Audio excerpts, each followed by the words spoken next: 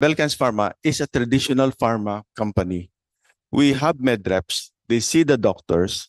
They explain the indications, the contraindications of the drug, and the doctors prescribe the drugs, and these are being purchased at the drugstore.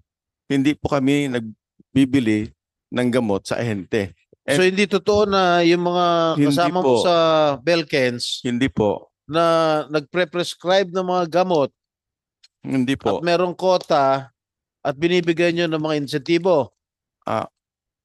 There is no doctor who is earning from another doctor in Belkans Pharma. Hindi namin gagawin yan. Are you giving out incentives?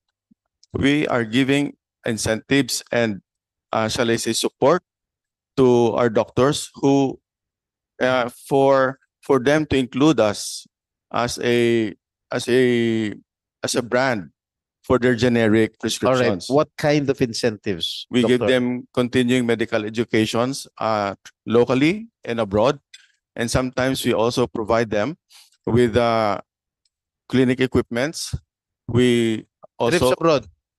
yes po, Trips abroad. yes po, Nagbibigay kayo. yes po. Kotse. Hindi po, Cash. hindi po, Pera. Wala. hindi po, hindi po, Ha?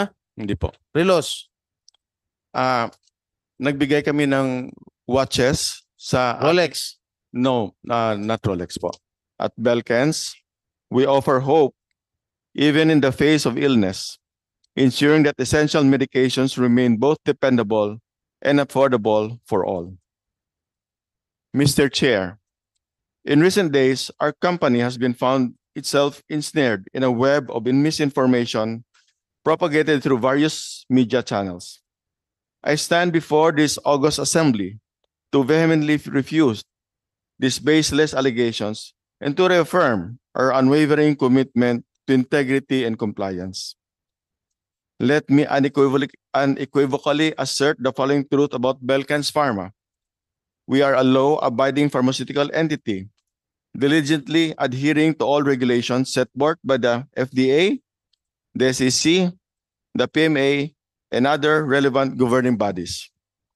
We operate in a pharmaceutical marketing method that to ensure that we do it in transparency, ethical integrity, with our practices upholding the highest standards of corporate conduct.